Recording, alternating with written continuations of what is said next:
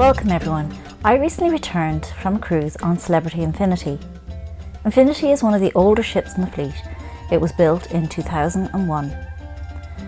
My first celebrity cruise was on her younger sister, Constellation, which is the same class. Prior to this, my most recent cruise with Celebrity was on the Beyond. This is one of the newer ships and it completely blew me away. I was a little worried what it would be like coming back to a smaller ship.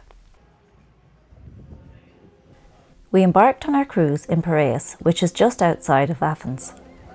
We spent a day there before our cruise to take in all the highlights of the city.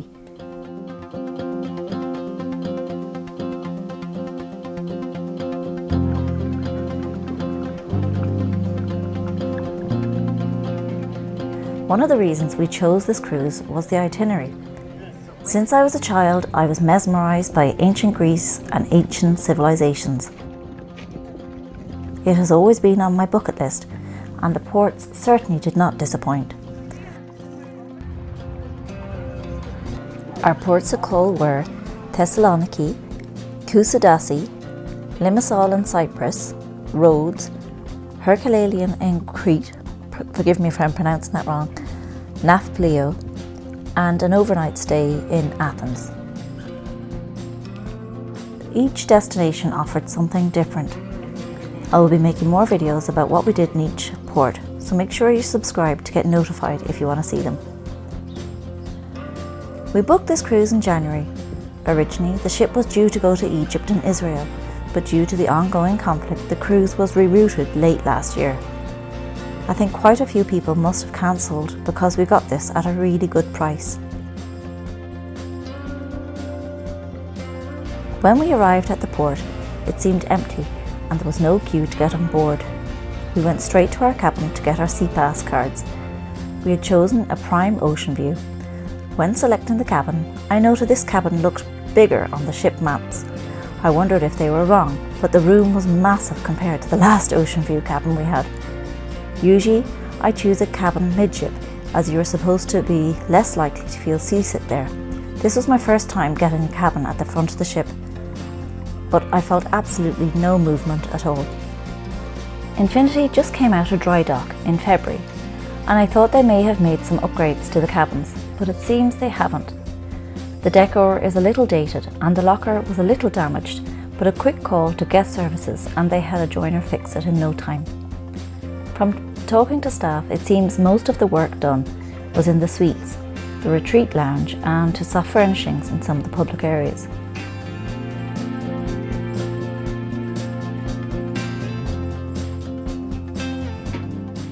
The cabin had plenty of storage for 3 people.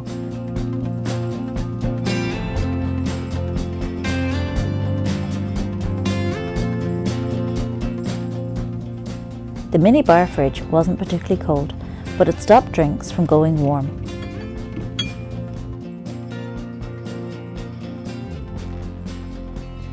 There was no USB sockets in the cabin, and there wasn't a huge amount of sockets either. There was 3 by the desk. I ended up unplugging the bedside lamp so I could use the socket below the bed.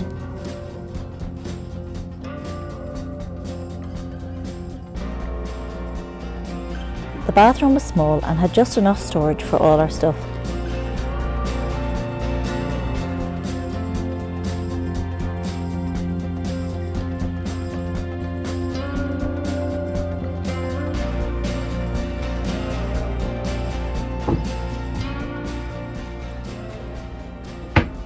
The hairdryer was located under the sink and it did a fine job of drying my hair. The shower had a curtain which needed to be put in the correct position so water wouldn't splash out of the shower. And the shower had shampoo, shower gel and conditioner. One thing that was a little alarming was when we awoke in Nafplio. I knew it was a tender port, but I didn't realise when they dropped the anchor it was so noisy, so be prepared if you are in this room.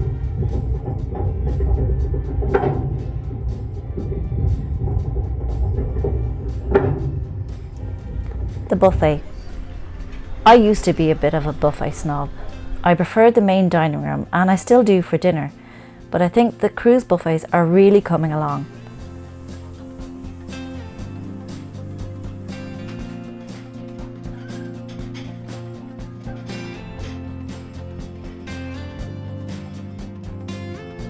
What I really like about Celebrity is that they tend to have specials of the day, and sometimes it is based on the country you have visited. For example, after a day out in Kusadasi, there was heaps of Turkish delight. They also had a German theme night and a French theme night, and I think there was an English theme night too.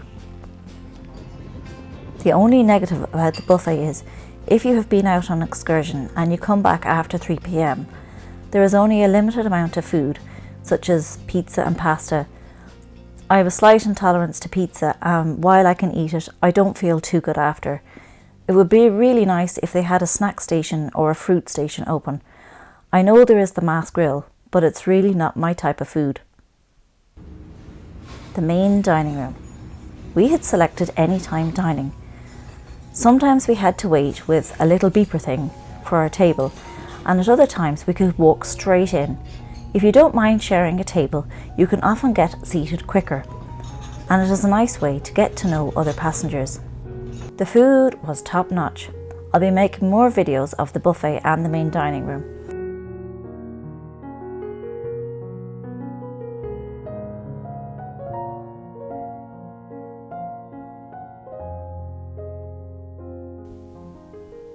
Blue is the restaurant for Aqua Class guests. The decor is modern, airy, and really calming.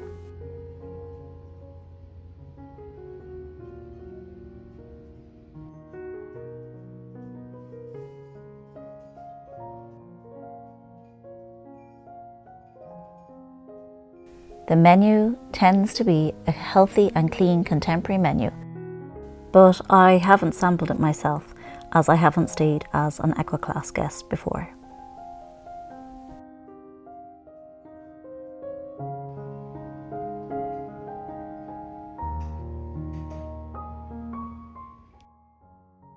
Lumine is the restaurant for guests staying in the retreat.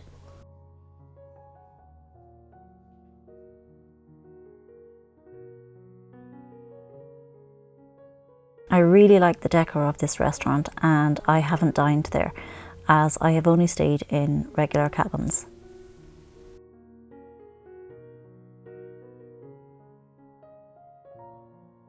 Our cruise was a 10-day cruise, and I think if I was to do it again, I might book one or two of the specialty restaurants, as even though the food in the main dining room is really good, if you've done a few Celebrity cruises, you kind of know what the dishes are like, and even though they do change it from cruise to cruise and they're not the same food, the specialty restaurants really do offer something different.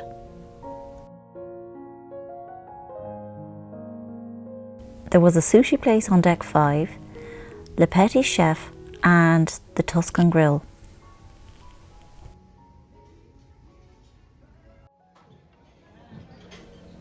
We sailed during the Easter holidays, and there were lots of happy kids on board. All the kids seemed well behaved, and they were kept busy in the kids club with lots of activities. The kids club is divided into 3 age groups: shipmates from age 3 to 5, cadets from 6 to 9, and captains from 10 to 12. There is also a club for the teenagers. One thing I really like about Celebrity is that the kids clubs are somewhat STEM based. There is plenty of things for the kids to do, like treasure hunts, games, and even a little time for Xbox if they wish.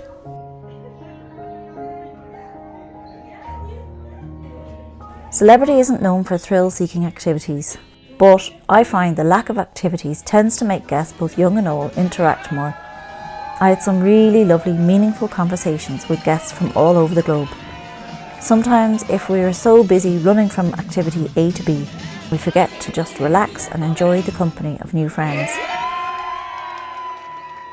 There are activities like dancing on the pool deck, but quite a lot of the activities were indoors. You really needed to keep an eye on the app or your daily planner to know what's on. We tried macrame one day and it was fun. On deck 12 there is an outdoor cinema where they showed films like the Barbie movie and Mario. There was other films, I just can't remember what they were. Near the cinema you have the sports court, where guests could play pickleball, basketball and football.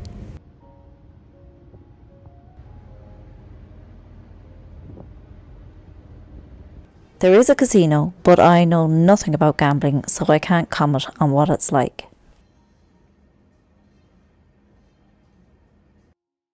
The pools. There are 3 pools on board Infinity. There is heaps of seating, but it does get quite busy, especially on sea days. Sometimes we had to share a lounger between us, but we didn't really mind as we were swimming most of the time. It's also easier to get a seat in the shade. There are 3 pools on board Infinity. The main outdoor pool, which is a depth of 1.68 metres, the kiddie pool, which is 1.2 metres, and the thalassotherapy pool, which is located inside the solarium. All the pools are saltwater and heated. A few people seemed sensitive to the salt water, but I thought it was really nice and effortless to swim in. There are 4 outdoor jacuzzis and 2 in the solarium. Kids are allowed in the solarium for 2 hours a day, between 5 and 7.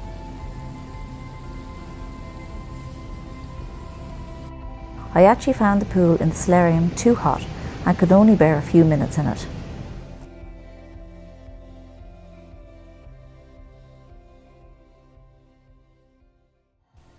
The shows. I thought the performers were good, but I did feel they were catering to an older crowd compared to the celebrity cruises that I have been on previously. Now, as I said, the last celebrity ship I was on was Beyond, and the shows on that were spectacular, with huge LED screens and plenty of aerial performances. Infinity did have aerial performers, but they're only in 1 or 2 of the shows, from what I've seen. Some of the shows included a comedian, a magician, a cello player, the production Broken Strings and more. We missed a few of the shows later in our cruise as we ended up eating dinner later as we were spending a lot of evenings at the pool. The gym. I can be quite picky about gyms. I guess I kind of got used to my own gym at home, but I really like this gym. It is located at the front of the ship on deck 10 in the spa area. It wasn't too busy.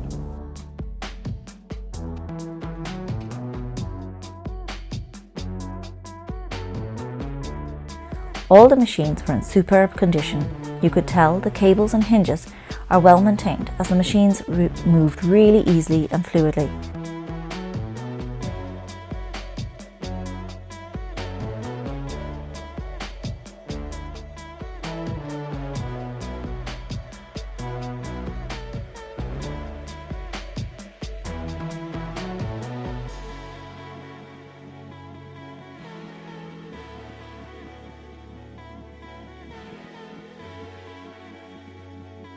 My only negative that there was no barbells. I made do with the dumbbells, but I prefer using the barbell for certain exercises.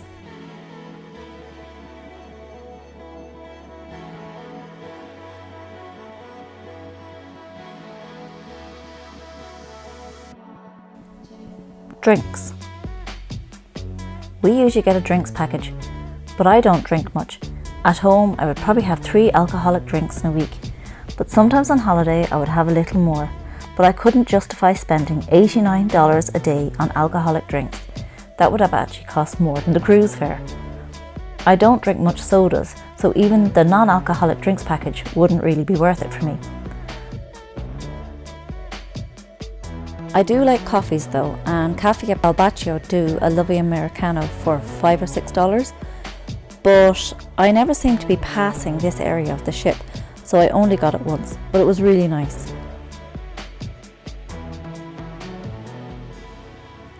I found the coffee in the buffet was actually really good. There was lots of complimentary drinks there. We have some water, lemonade, fruit punch, iced tea, and these here are all the teas. I'm not going to go through them all, you can see them there. I occasionally drink Coca-Cola Zero or sparkling water. Coke Zero and San Pellegrino both cost $4.80 each, including the tip. We brought our own flasks, which were excellent. They actually were better than using the water bottles that you get in the ship, as they actually kept the water cooler than the bottled water that you would normally place in the fridge. It meant we had ice cold water all the time, and when we went out on excursions. The app.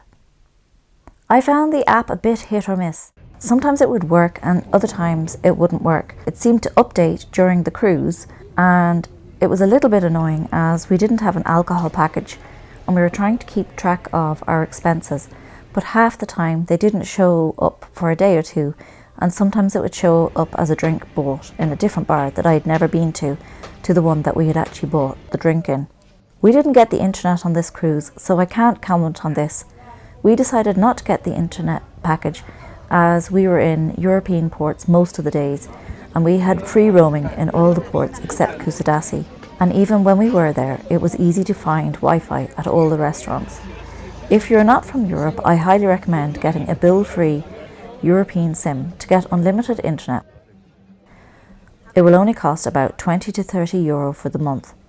This cruise had quite a lot of port days, so we had data when in the European ports. In the evening and on the sea days, we didn't. Just make sure, if you are using your phone, to make sure you switch off the data and put it in airplane mode while on board the ship, so you don't get an extortionate bill when you come back home. The crew on this ship are amazing. I honestly don't know how they are always so nice, polite and hospitable. I often think how hard it must be for them working long hours away from their loved ones for months at a time, and they still always have a smile on their face. The service is out of this world, and that's what keeps me coming back to Celebrity. But it is even better on the smaller ships, as you get to know the crew more. One of the staff in the restaurant asked me how my cruise was so far, and were we happy with the service. And I told him, even though you're on a different ship when you sail with Celebrity, it feels like you're coming home to old friends and family. I hope you found this video helpful. Don't discredit Infinity because she's a smaller and older ship. She has so many positives, like that older ship charm, that is lacking on some of the newer ships. Have you sailed on Infinity lately? Let me know what you think in the comments down below. See you next time.